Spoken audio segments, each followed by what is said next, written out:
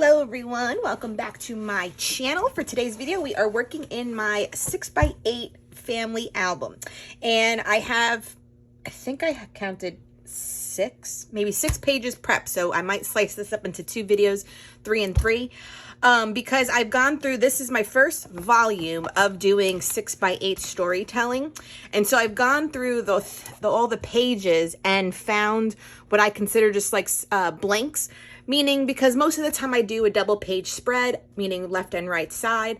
And sometimes when you turn that layout over, there's nothing that's there between the next spread. And if they can't be adhered, if they're like a large photo on both sides, then I have space with a pocket page and a photo. So I've kind of planned accordingly to fill in the spots on here. So you can see where I'm at so far. Like I said, nearly done, only because it tapers down a little bit. So I like to fill them where they're kind of definitely like a nice clean rectangle. So there's a little bit of room for some. So I feel like after these 6, this will be done. And then I'll do an entire flip through here. So let's get started on some of these. I am using stories by the month as well as the story kits. So overall, let me just see. I'll show you the first 3 and then the next 3 I'll save for the next video. Okay, so I've separated the layouts. These are the first 3 we'll do because these were intentionally made, well, except for this one, to fill holes. So these 2 will fill some holes.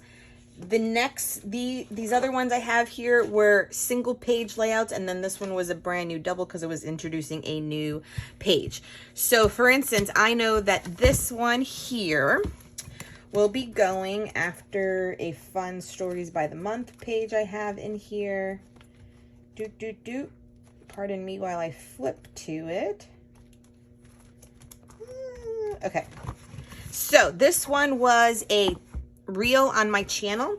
And so the opposite side is blank. So this one is going to go here. So full page photo. We had went to a wedding in Colombia. And so I was in Medellin, Colombia. So this one is the stories by the month for March, and I just have this pulled, and then the chipboard pieces too, because I do want to keep this see-through pocket. So we will work on that. So caveat 2, I had a subscriber ask me, do I scrapbook in chronological order, or is it out of order, because she finds it hard to, I guess, stay consistent with it because she feels like she's always behind because she can't keep it in chronological order. And here's just my tip.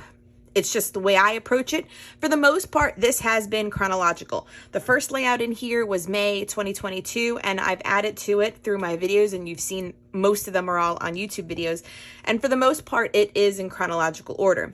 But for instance, in this situation right now where I have a filler story to go here, this just happened, and I'm okay with putting this story here because in essence this whole album is about the last 6 months of living, 7 months, and so it's going here even though all this stuff after it happened and I made them before this layout, you know what I mean? So for the most part it's consecutive. Well, this is also just a story about when we moved in like 6 months ago too.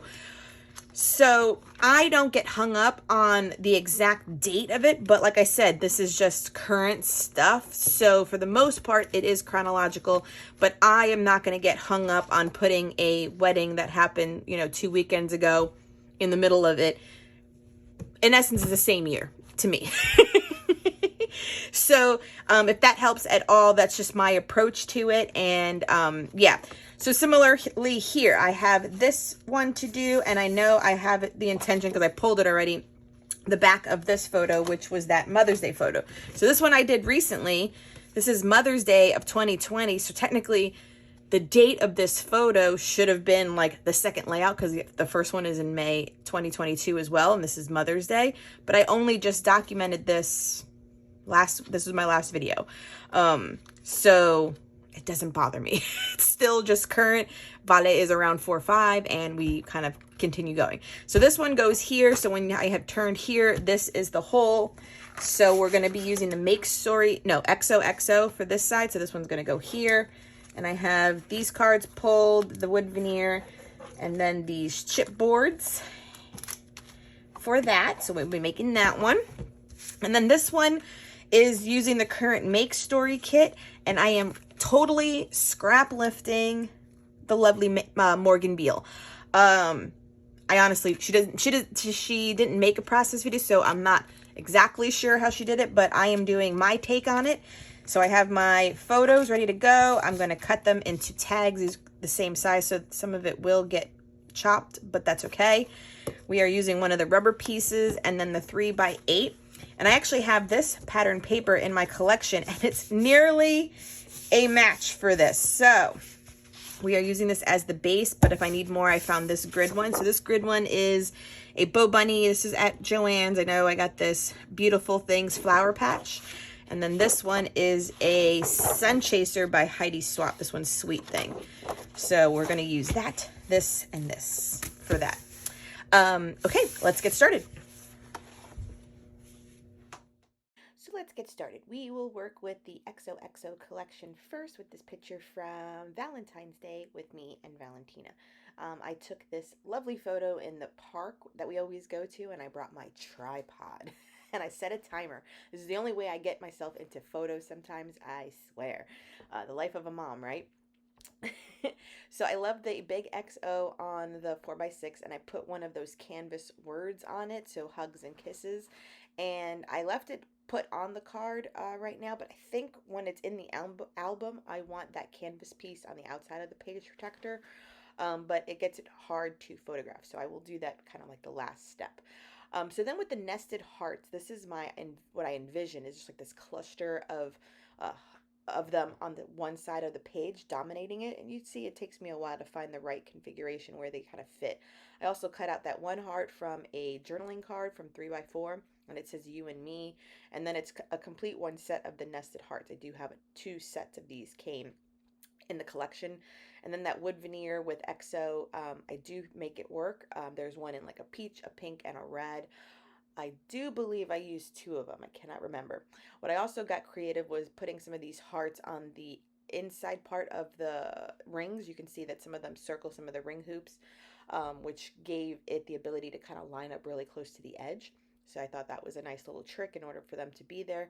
And it just so happened that my photo did lean more to one side than the other. So having a cluster like this, whether it's a heart or a circle or any kind of shape, would have done it very well. And then the journaling card will be the card that says, let me count the ways. So that one is complete except for the journaling, which I'll do off camera. So then I'm doing the backside of this photo. So we went to Medellin for a wedding of my husband's best friend's sister. It was beautiful. I've been to Colombia before. I went to Cartagena last year for his brother's wedding. And now we are in Medellin. So I've been to 2 cities in Colombia, and both have been different, but both fantastic in their own way. If you know anything about both of them, Cartagena is a very, very old city. So it has a very historical looking appearance. It almost looks like a village, and the landscaping is so lush and pretty there. Medellin is more of the city, so very urban like. So there's just high buildings and a lot of taxis and tons of people. So just 2 different vibes. For this one, I used definitely a great photo of us together in front of this nice tree, and this cluster is using another of those canvas word strips from the XO collection. And then the card I'm using and the chipboard were from the Stories of the Month for April, or it could have been March, but the mint green and that light blue worked out perfectly. So then we're working on that scrap lift that I had mentioned from Morgan Beal. She was able to use a 3x8 card that came in the collection, and then like 6 of the mini chipboard tags, which whenever you can use like a lot of the product, I'm always game for. Because then I don't feel bad for hoarding it or not using it as quickly. Sometimes I need to think more like this. Like I remember taking a class that Allie Edwards offered with Linda Jordan. And one of the prompts was like, if you have a sticker sheet or if you have wood veneer or something that comes in a collection, like try to use all of it on one layout. It definitely makes an impact. So that's what I did here. So I did a collage of 8 photos on one 4x6. And then I cut off just a little bit. You can see all the little pieces so that they are the same length and height as the little tags that were there. Now you could have picked any of the 6 tags. I think 9 came in the collection, so I do have 3 left. So these were just the 6 that I chose. And then I used one of the rubber pieces too. You can see that green circle in the middle row that will be there. Like I said, I scrap lifted this. So this is not an original idea, but I am following just a picture that Morgan Beal put on her Instagram page. And for her journaling, what she commented was how she has to be like a single parent just for a little bit in the morning while her like husband sleeps, and she has 2 kids now. And so mine is just a spin on that, looking at like a typical afternoon for me with motherhood is I am a single parent. My husband works late so that I can pick her up from school and be home with her for the rest of the afternoon. And it's all the things that you have to do in order to tire her out for those last 4 hours of the day. And then I can show a picture though of Starbucks or a coffee because I have to caffeinate myself before I get her. And then, maybe we go to the park, maybe we do a craft, we have to work on homework, I have to feed her, we have a bath. And then I showed a picture of me and my like new sipping whiskey that I like, that's a coffee flavored one, and how like usually by the end of the night, like I need a drink. But I think that's most, moms' schedules look like in the afternoon. And so the last step for this layout, I do take the time off camera to put like mint and apple green twine through all those tags so that they have a little bit of texture on them. And this turned out wonderful. Okay, I have finished up all 3 of these layouts that you saw, but then I actually did a 4th and a 5th just because they were real easy and I didn't think they needed filming times. But we did see this one come together. I added a little Avery holographic little sticker tab here. Did all my journaling on the clear sticker paper and even typed out motherhood, making it work, which is what this story was all about. All the different things you have to do after school to tire your children out. This one was the quick one that I did. So I just dropped in a few of the 4x6 cards and did my journaling here. And it's just a story about our family. And actually I thought about typing our family, or maybe just putting family here in a green ink, but for now it's good. And this is actually just a 5x7 photo that I had printed. It's been sitting in my I have like a folder of always like pictures to rotate onto the walls. I hadn't done it in a while, and I was like, you know what, let me just put it in my album because it's such a good photo and I'd rather have the story than to keep it on the wall for a year, or even if I print it again. But this was the one that doesn't have any footage, but I just wanted to show you the quick, easy one. Then the other one we did together was this one. So cute how that turned out. Did the journaling on the clear sticker paper, so that way it's in there. And yeah, it's placed a little wonky, but overall you really can't tell. So, and it was just counting the ways on all like the personality traits on my daughter that are just adorable right now. Then the other one I didn't film was this one. I had a blank spot, a 1-pager, so I just went ahead and did it like off camera too. So this one is a separate story and this is a separate story. So It Takes a Village was a sentiment on a card in the community story kit that I do not have. So I just cut these out of alphas from my stash on glitter paper. Here's ours. And then I went about describing how important it is for us to function with owning a business and having both sets of grandparents with us. So these are Miguel's parents and these are my parents. And you need a village. It takes a village to raise the kids.